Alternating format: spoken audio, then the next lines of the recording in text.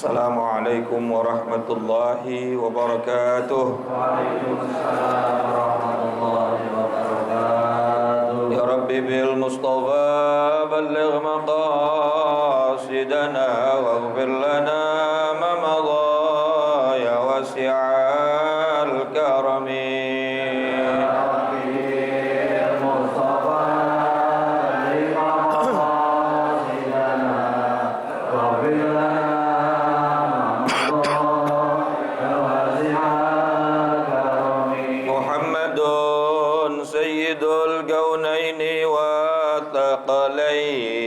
والفريقين من قرب ومن عجم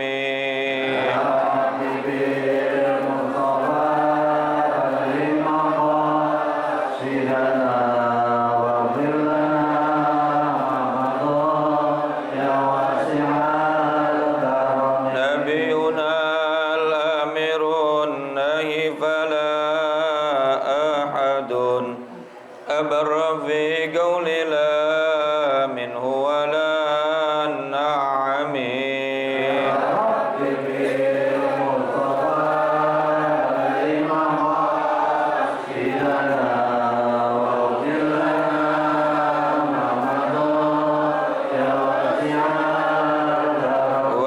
والحبيب الذي ترجى شفاعته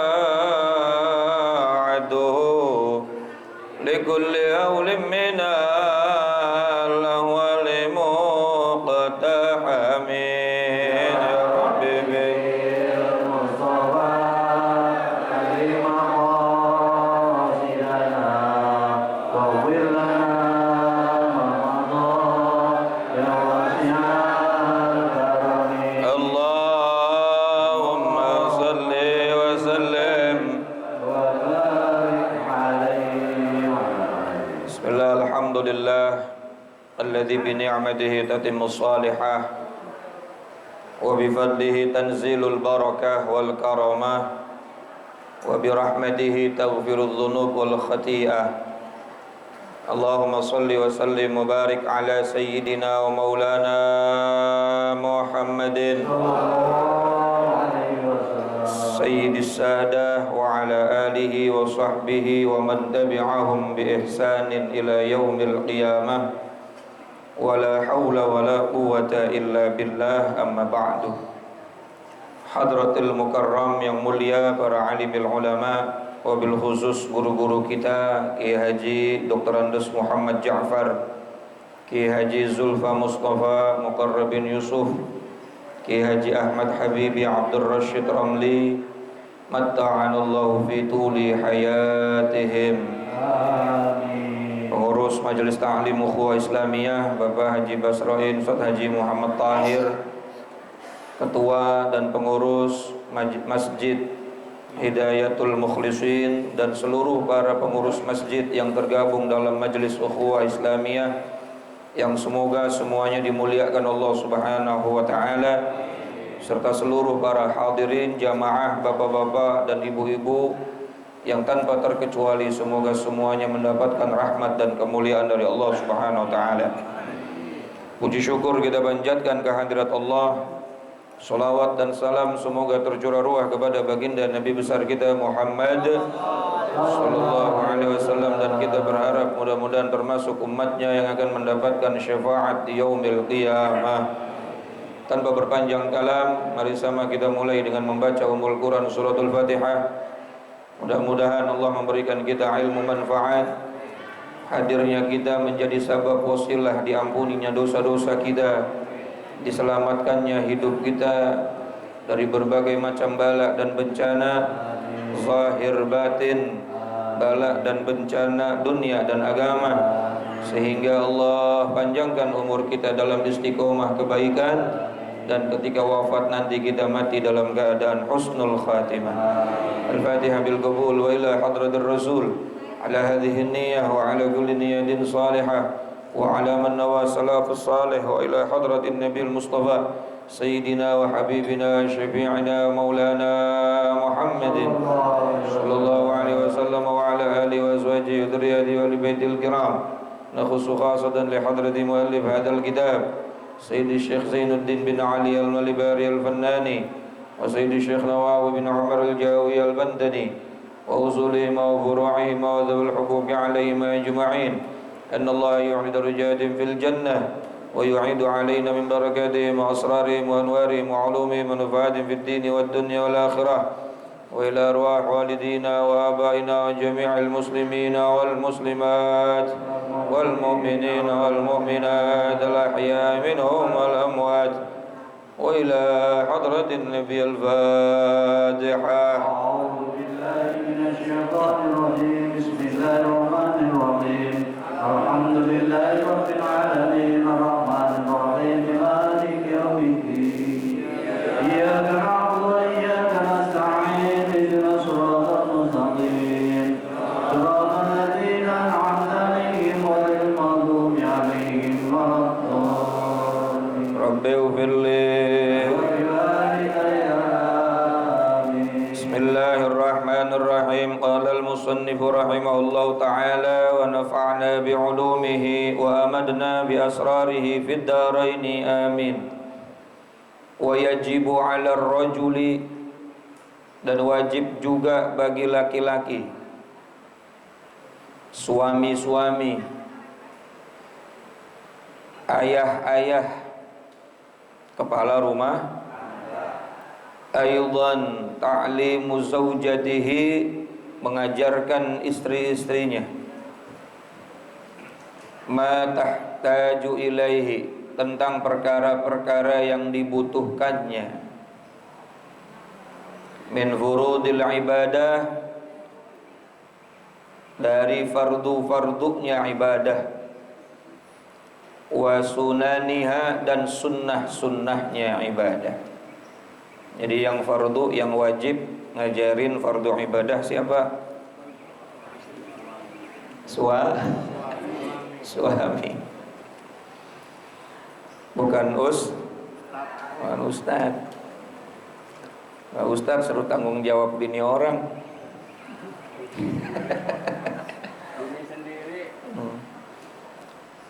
Min taharatin, dari taharah, bersuci, baik taharah dari najis, taharah dari istinja, daripada apa yang dikeluarkan badan kita, ataupun taharah dari hadas kecil ataupun hadas besar. Yang wajib ngajarin nawaitul ghusla lirafil hadasil akbari suami. Yang wajib ngajarin arkanul ghusl, rukun-rukunnya mandi, itnani, ada 2, suami.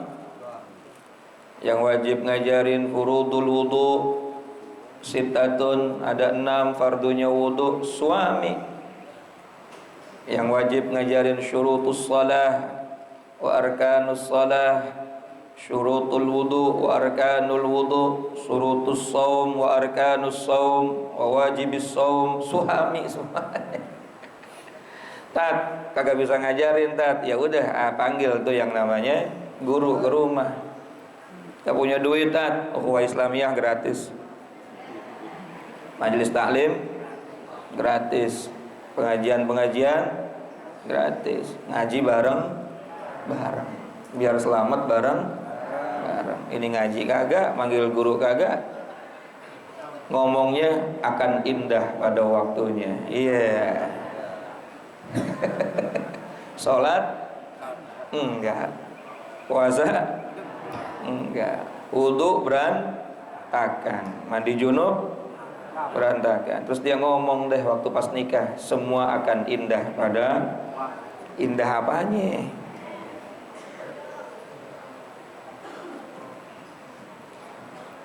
Wasalatin, dan wajib harus mengajarkan tentang fardunya salat, rukun-rukunnya salat. Wa zakatin, juga wajib ngajarin tentang wajibnya zakat dan fardu serta syaratnya zakat. Banyak orang nggak tahu zakat sama sedekah perbedaannya apa. Pas ditanya, Udah ngeluarin zakat belum? Tiap hari ngeluarin zakat, masjid gocap. Nah, zakat itu ada waktunya, bukan tiap hari. Minimal pada saat haul dan apabila hartanya sudah nisab. Yang dikeluarkan tiap hari adalah infak, sedekah, bebas. Wasaumin, begitu pula wajib ngajarin yang namanya orang tua atau suami kepada istrinya. Saumin, puasa, baik puasa wajib atau puasa sunnah. Syaratnya, rukunnya, bagaimana caranya supaya puasanya diterima oleh Allah. Wa hajjin, kalau memang udah punya duit, laki-laki bukan cuma ngasih duit doang buat ongkos haji, tapi juga ngajarin bagaimana cara haji yang benar. Bagaimana cara umroh yang benar. Arkanul haji, arkanul umrati, ada rukun, ada wajib, ada sun. Dalam haji ada rukun, ada wajib, ada sun. Nah, bedanya apa? Gampangnya, kalau rukun ditinggalin salah satunya, nggak ada obatnya, kecuali qadha atau diulang kalau masih waktunya. Kalau waktunya udah habis, berarti tahun depan berarti hajinya nggak sah. Tapi kalau yang ditinggalin yang wajibnya haji, maka masih ada obatnya. Apa obatnya? Bayar dam. Ya. Wajibnya haji diantaranya apa? Miqat saat ihram, lempar jumrah, ula, wusta, aqabah, dan seterusnya. Nah, kalau wajib haji ada obatnya kalau ditinggalin, bayar dam. Tapi kalau rukun haji ada berapa, Pak? Ihram, kemudian wukuf, terus tawaf, lalu sa'i, kemudian tahallul. Nah, kalau salah satunya ditinggalin atau melakukannya tidak benar, tidak sesuai dengan syarat rukun, tawaf syarat rukunnya, wukuf syarat rukunnya, sa'i, maka salah satu itu kalau nggak sempurna ya harus diulang. Nggak bisa diganti dengan bayar dam. Nah, ini wajib, nggak cuma ngasih duitnya doang tuh. Makanya kalau udah daftar haji, daftar umroh, mbok ya jangan males ikut manasik. Sekarang ada orang pada belagu, ayo manasik, gampang gitu doang. Betul nggak? Manasik berapa kali gak pernah hadir, alasannya sibuk. Sayang tuh duit. Sampai sono cara tawaf gak bisa. Betul gak? Banyak orang tawaf akhirnya membelakangi Ka'bah. Bener gak tuh kayak gitu? Dipanggil di belakang, Pak ada apa? Nah, ini bisa masalah tuh urusan. Ada tawaf, tangannya pegang-pegang dinding Ka'bah. Lagi tawaf, ya, megang-megang dinding Ka'bah, itu bisa nggak sah tawafnya. Karena tawaf itu wajib di luar Ka'bah. Sementara dinding Ka'bah itu, bedanya Ka'bah sama bangunan kita nih, kalau bangunan kita kan pondasi di dalam ya. Kalau Ka'bah itu pondasinya di luar, namanya syazarwan atau shizarwan tuh. Ini Ka'bah nih, Bapak bisa lihat di bawahnya itu ada pondasinya begini. Nah, berarti di dalamnya ini itu isinya, itu termasuk dalamnya Ka'bah. Sementara rukun tawaf atau syarat tawaf wajib harus tawaf di luar area Ka'bah. Kalau mau pegang, mau cium setelah tawaf selesai. Yang lebih parahnya lagi tawaf masuk ke Hijr Ismail itu adalah Ka'bah, dalamnya dulu di zaman Quraisy, waktu Rasulullah belum jadi Rasul, Ka'bah pernah dihantam banjir besar, rusak bangunannya. Lalu dibangun kembali oleh orang-orang Quraisy. Saat ngebangun kehabisan biaya. Yang tadinya Ka'bah itu besar, akhirnya dibangun kurang besar. Lalu dibuatlah Hijr Ismail. Begini nih, itu untuk mencirikan bahwa Ka'bah dulu ukurannya segitu. Kenapa, Pak? Kalau ini khusus dalam. Kalau luar dalam yang mana? Ini luar dalam. Ya. Jadi pada saat kehabisan biaya, dia enggak full. Lalu dibuatlah tanda itu namanya Hijr Ismail. Jadi orang yang salat di dalam Hijr Ismail sama seperti salat di dalam Ka'bah. Tetapi waktu lagi tawaf, belum selesai tawafnya, enggak boleh masuk ke Hijr Ismail karena tawaf itu wajib di luar Ka'bah. Coba haji umroh modal doang duit gede, tapi nggak ada ilmunya. Yang wajib siapa ngajarinnya tuh? Suaminya. Nah ini kalau kita bahas masalah bab ini berarti yang wajib ngasih tahu, ngasih pendidikan dan pelajaran. Kalau nggak bisa ya bareng-bareng ikut manasik. Wa ma yata'allaqu bil haidi, begitu pula perkara-perkara yang berkaitan dengan urusan haid. Suami juga tuh wajib ngasih tahu. Aqallul haid, sekurang-kurangnya waktu haid berapa hari. Wah ini 4 mazhab beda pendapat tuh. Kalau kita mazhab Syafi'i, yaumun wa lailatun, 1 hari 1 malam. Ghalibuhu, umumnya 7 hari dan paling banyak 15 hari. Masya Allah. Walaysa lahu darbuha ala tarkis salah. Namun tidak boleh suami memukul istri karena meninggalkan salat. Wa nahwiha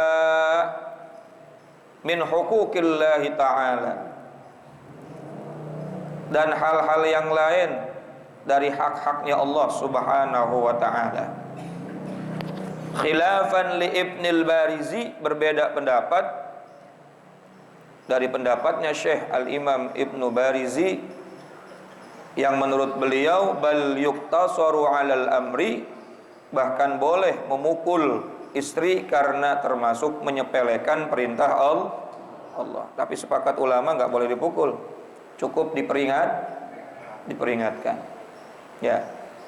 Tapi kalau anak dalam rangka tarbiyah boleh tuh. Muru sabiyan lis-salah idza balagha 7 sinin. Perintahkanlah anak-anak kalian untuk melaksanakan salat. Nah, ini kalimat perintah melaksanakan salat mencakup juga diberitahu tata caranya salat, bukan cuma disuruh. Tapi diajar caranya wudu, caranya takbiratul ihram, dikasih tahu rukun qauli, qalbi dan fi'li. Alhamdulillah kalau anak kita masuk TPA, ya diajarin sama gurunya. Makanya perhatian Pak sama guru TPA, Masya Allah, itu kewajiban Bapak itu. Kemudian diemban sama guru TPA. Diajarin gak di TPA itu sholat? Ajarin sampai bacaan tahiyat, ada praktek sholat. Pas akhir bulan dimintain uang sumbangan 5.000, bilangnya gak ikhlas. Itu mah ustadz kagak ikhlas ngajarin anak-anak, dimintain duit mulu tiap bulan, goceng. Ya Allah, tibang goceng. Betul lah. Sementara udah diajarin macem-macem tuh, Robbi gufirli wali walidayya warhamhuma kama rabbayani shogira. Doa makan, Allahumma barik lana fima razaqtana wa qina adzabannar. Makan lagi, Allahumma. Diajarin wudu, diajarin sholat. Itu padahal tanggung jawabnya orang tua, tapi nggak perhatian. Bahkan sekarang anak TPA kagak ketahuan tuh bapaknya siapa. Karena kan rumah saya ada TPA-nya Pak. Mak saya sama kakak saya yang ngajarin. Ini anaknya siapa sih? Bapaknya siapa? Maknya siapa? Kamu di mana rumahnya? Kenapa ngaji di sini? Diajak sama Udin. Bapaknya nggak tahu, maknya Nggak tahu. Tapi doanya mudah-mudahan anak saya jadi anak yang ya tidurnya kurang miring, usahanya nggak ada, tapi cuma berharap doang anaknya pengen jadi anak yang soleh. Orang dulu kan nitipin anak ke pendidikan, bapaknya tahu, betul kan? Dibawa sama bapaknya. Ya tolong nih, anak saya ajarin. Ya kalau mau dimerah-merahin putihin, ijoin. Udah yang penting jadi anak bener, jadi anak soleh. Saya ikhlas. Bener ikhlas, ikhlas. Saya pernah Pak dipukul sama guru saya waktu TPA. Bahkan dilempar sama apusannya apusan kayu, kan dulu pakai apa namanya, kapur ya. Apusan kayu lumayan Pak. Kena bibir jeding. Pulang nangis. Kenapa? Terus dilempar apusan sama Pak Ustadz. Kenapa emangnya? Ngobrol. Lagian kamu ngobrol, sini tambahin sama bapak. Ngek. Ditambahin. Orang sekarang. Kenapa? Dipukul sama Pak Ustadz. Mana Ustadznya? Mau jadi preman dia? Nggak tahu nih, gue rajanya preman. Ya Rabbi ya Karim. Itu semua kewajiban kita tuh. Ngasih tahu anak. Wa idza balagha 10 sinin fadribu, dan ketika udah usia 10 tahun dia nggak mau sholat, fadribu, pukul. Boleh tuh mukul anak, tapi pukulannya pukulan tarbiyah, pukulan mendidik, ngajarin, dan bukan daerah yang menyakiti seperti wajah dan perut. Nggak ada tuh mukul perut sama mukul wajah, haram hukumnya, walaupun niat tarbiyah. Yang dipukul pantat, kaki, tapi wajah nggak boleh, perut nggak boleh, sebatas untuk mentarbiyah saja, mendidik saja. Artinya di usia 10 tahun harus lebih tegas. Nah, ntar juga kalau udah gede mikir lah, udah gede bukan mikir, ngebantah Pak. Kadang-kadang kan gitu ngomong ya, masih kecil ini biarin, ntar juga kalau udah gede mikir sendiri. Bukan udah gede mikir sendiri, udah gede malah membantah. Nah sholat nak, bapak aja sholat, bapak kan udah tua tuh, kan ntar yang mati duluan bapak. Dibantah sama anaknya. Tapi kalau dari kecilnya udah dididiknya baik, insya Allah. Nah, tapi kalau buat istri nggak boleh dipukul, walaupun dia meninggalkan, tetap wajib harus memperingatkan, tapi nggak boleh dipukul. Bi khilafi huquqi nafsihi, akan tetapi dalam fikih berbeda halnya yang berkaitan dengan hak suami. Wa hiya siyanatu nafsiha min an tatawatta farashahu ghairuh. Seperti apa? Seorang istri harus memelihara dirinya dari perbuatan jima di tempat tidur suami dengan selain suaminya. Nah kalau misalnya terjadi hal semacam itu, nyeleweng, ya boleh itu kata ulama dipukul. Jangan dipukul Pak, tukar tambah aja. Wal ihtijabu an ru'yati ajnabi, kemudian membuat penutup atau menutup aurat dari penglihatan laki-laki lain yang bukan mahramnya kepada sesuatu anggota tubuhnya yang haram dilihatnya. Wajib tuh suami ngasih tahu, tutup aurat ya, jangan sampai dilihat oleh laki-laki lain. Masih ngeyel, jewer, daripada nanti kita tanggung jawab di akhirat. Bukan cuma kamu yang dosa, saya juga dosa. Nah itu boleh tuh untuk memberikan ketegasan ya. Kemudian istri tidak boleh untuk menuntut suami dengan sesuatu yang melebihi kebutuhan pokoknya ya. Kalau dia nuntutnya lebih aja, sementara kemampuannya nggak sampai ke situ, boleh juga kita bersikap tegas ya. Jangan ayam sayur Pak, takut amat. Gaji 100.000 sehari misalnya, mintanya 300.000, ngajarin korupsi begitu. Betul nggak? Ngajarin korupsi. Akhirnya istri suaminya bingung lah, pulang nanti gue dimanyunin lagi nih, kagak dapet target nih. Akhirnya kabel dibawa.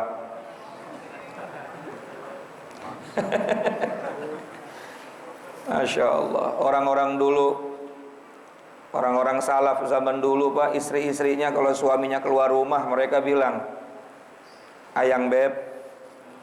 Ini bahasa sekarangnya, bahasa Arabnya ada lagi itu. Nah, dia mengatakan kepada suaminya, "Silahkan cari nafkah yang halal, jangan bawa pulang daripada harta yang haram. Karena kami bisa bersabar untuk tidak makan, akan tetapi kami tidak akan bisa sabar atau tidak bisa menahan jika kami masuk ke dalam neraka." Istri zaman dulu motivasinya luar. Silahkan kerja yang halal, cari nafkah yang halal, bawa nafkah yang halal ke dalam rumah, jangan bawa nafkah yang haram. Karena kami, kata istri-istri zaman dulu, kami bisa bersabar dengan menahan lapar dan haus, tetapi kami tidak bisa bersabar atau tidak bisa menahan andai kami makan makanan yang haram dan dimasukkan ke dalam neraka. Itu istri. Kalau sekarang dari mana aja loh, jam segini baru pulang, duduk, dapat duit berapa? Masya Allah. Perasaan tetangga kerja bareng sama lu, kantornya sama, kenapa dia punya mobil lu enggak? Kreatif dikit sih tangannya. Tahu istri siapa? Nggak tahu itu. Nggak ada di sini mah, nggak ada. Nggak ada lagi pada ngaji.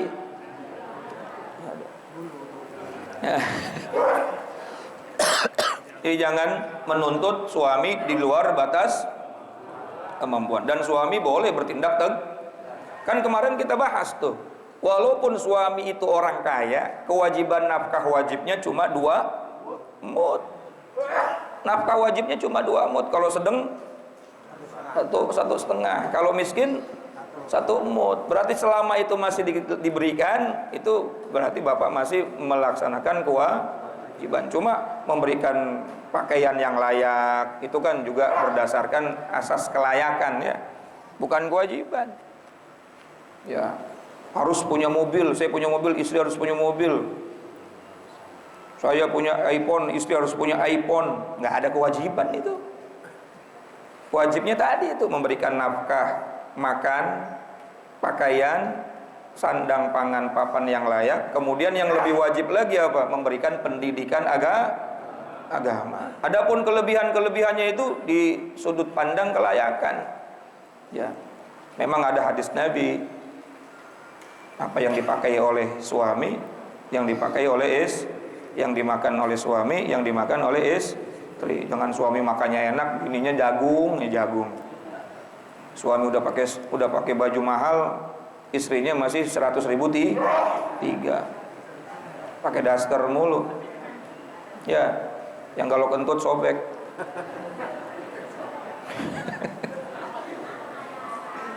Ada kentut sobek.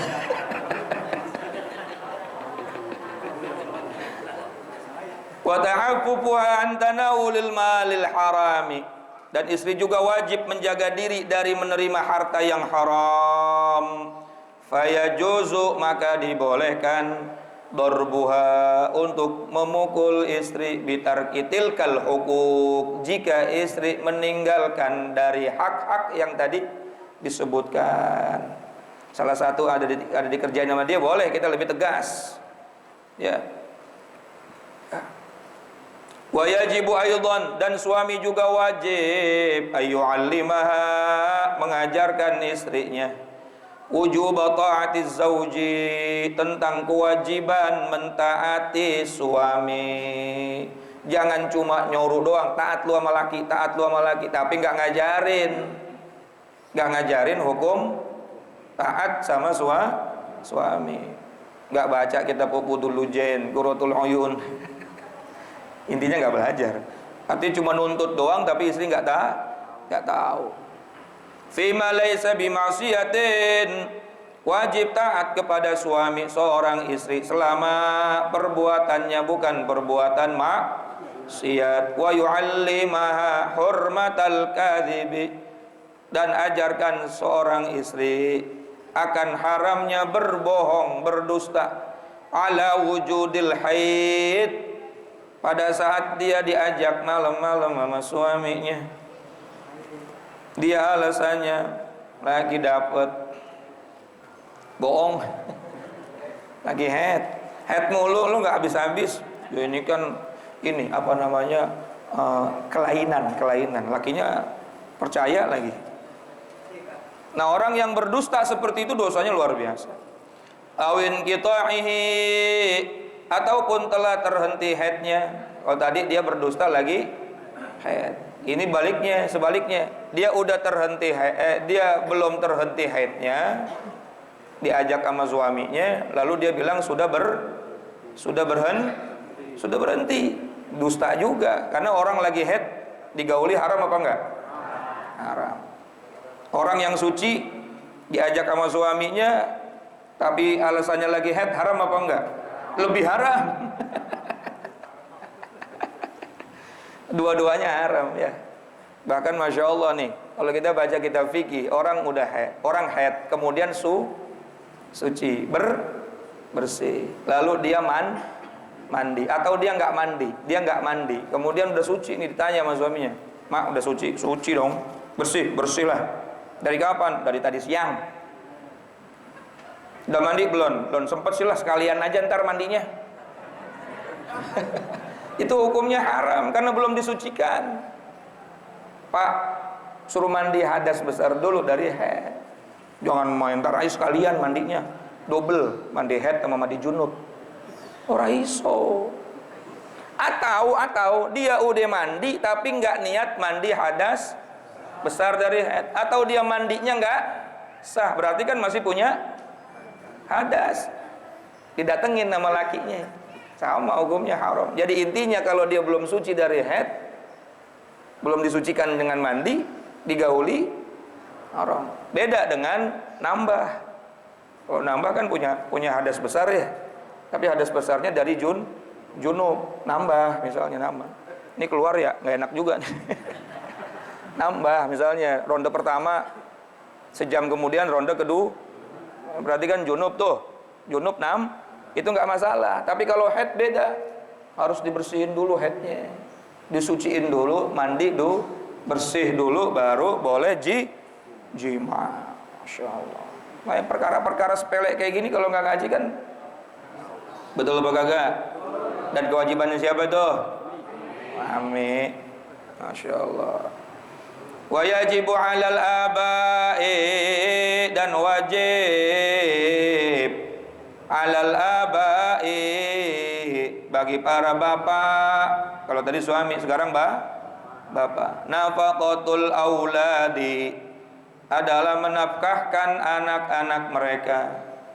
Idza a'saru, apabila mereka kesulitan, wa ajazu 'anil kasbi, dan tidak mampu bekerja, li saghirin, karena sebab masih kecil, au zamanatin, ataupun lumpuh, au jununin, ataupun gila, au maradin, ataupun karena sakit. Walaupun udah dewasa, dia belum ada kerjaan, ya siapa lagi yang mau ngasih kalau bukan? Jangan diomelin, lu jadi anak kagak ada gunanya, lu nyusahin orang tua. Lah bapak kenapa bikin? Masih tanggung jawab orang tua. Betul apa enggak? Udah lulus sekolah, lulus kuliah, belum dapat kerjaan, ya wajib nafkahnya dari orang tuanya. Jangan diomelin mulu. Makanya kalau nyekolahin anak, niatnya udah ibadah aja. Jangan lu nanti sekolah sampai lulus, sampai tinggi, sampai insinyur, jadi tukang insinyur, ntar lu biar kerja enak, gaji lu gede, biar bisa ngasih bapak sama emak. Dari awal digituin orang anaknya, nanti giliran udah lulus kagak jadi apa-apa, kecewa. Saya ingat Pak, bapak saya waktu nganter saya ke PT IKI, kelar dari Jombang ke PT IKI, Perguruan Tinggi Ilmu Quran di Lebak Bulus, naik Metro Mini. Dulu bukan Metro Mini. Kalau dari Kampung Rambutan ke Lebak Bulus itu warna kuning, kawan wisata. Dari Tanjung Priuk ke Kampung Rambutan Patas 8. Biayanya 2.500 bayarnya. Zaman dulu. Mit, sekarang lu kuliah. Tapi andai kata entar lu kuliah udah lulus, gak punya kerjaan, gak ngajar, gak apa, terus ada kerjaan muli, lu muli aja. Ngojek aja, yang penting halal.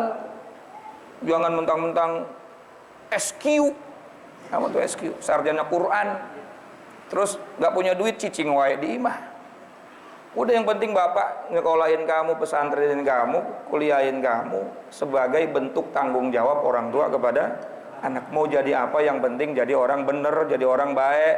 Gitu orang tua saya itu nasihatinnya tuh. Masya Allah. Kan ada orang tua nasihatin anaknya, belum apa-apa, ntar kalau udah lulus ya jangan lupa sama orang tua. Udah, kita nyekolahin anak, pesantren anak, niatnya kita punya kewajiban kita yang nggak bisa kita penuhi di rumah, ngajarin betul nggak? Maka kita titipkan ke tempat-tempat agama begitu, sambil kita berdoa mudah-mudahan jadi orang yang bermanfaat. Ini belum apa-apa, yuk pesantren biar jadi UJ. Yo, mau jadi UJ, Ustadz Junet. Nanti pulang nggak jadi Ustadz, kecewa. Wa hadhihi an-nafaqatu la tuqaddaru fi kathratiha. Pemberian nafkah kepada anak ini tidak diukur sedikit banyaknya. Bal hiya biqadril kifayah, akan tetapi memberikan nafkah kepada anak adalah berdasarkan ukuran kecukupan, nggak ada targetnya. Wa takhtalif bikibaril auladi wa sigharihim wa zahadatihim wa raghbatihim, dan dibedakan ukuran kasih nafkah kepada anak sesuai dengan besar kecilnya anak tersebut. Anak yang udah gede sama anak yang kecil nggak bisa disamain. Yang SMA, SMP, SD sama TK nggak bisa disamain nafkahnya, betul nggak? Jadi adil itu bukan sama. Paham Pak kira-kira? Wah, saya mah adil tat sama anak-anak saya, semuanya saya kasih 1 juta sehari, uang saya banyak. Lah anak TK dikasih 1 juta buat beli apaan? Beli balon dibagi-bagi 1 RW. Jadi ngasih nafkah anak itu diukur sesuai kebutuhannya, bukan adil itu sama rata. Wa yajibu alaihim ta'limuhumul adab, dan wajib bagi para bapak mengajarkan anak-anaknya di waktu kecilnya tentang akhlak, budi pekerti, wa taharah, dan taharah, was salah, dan salat. Insyaallah kita bahas lagi minggu yang akan datang ya. Masih panjang nih. Jadi urusan bapak kepada anak. Kalau tadi urusan suami kepada orang tua. Karena ini bukan kitab fikih, maka cuma sekelumit saja. Intinya, di antara cabang iman, orang yang beriman itu punya tanggung jawab apabila dia seorang laki-laki menafkahi istrinya. Kemudian wajib harus memastikan istrinya itu memahami urusan agama. Lalu dia wajib menjaga istrinya untuk tidak berbuat nyeleweng. Ya, wajib dijaga tuh. Wajib dijaga. Dulu Rasulullah pernah didatangi oleh sahabat, "Ya Rasulullah, saya udah nggak tahan sama istri saya." Kenapa? Istri saya tuh tangannya sering salaman sama laki-laki lain. Lam turaddu yadul lamis, kata sahabat tadi. Dia nggak bisa nolak kalau ada tangan laki-laki pegang tangan istrinya. Saya kesel juga tuh ya Rasulullah. Kira-kira bagaimana sikap saya kepada istri yang seperti itu? Kata Rasulullah, ceraiin aja. Begitu kata Nabi. Ya Rasul, kalau diceraiin saya udah kandung cinta banget. Saya nggak bisa tinggal hidup tanpa dia. Maka kata Nabi bilang apa? Kalau begitu jaga dia, jangan sampai disentuh laki lain. Karena orang laki yang rela, yang ridho istrinya dipegang-pegang laki lain namanya dayus. Dan dayus itu haram nyium wangi syurganya Allah. Nauzubillahi min dzalik. Wallahu a'lam bishawab wa ilaihi marji'ul ma'ad. Assalamualaikum warahmatullahi wabarakatuh.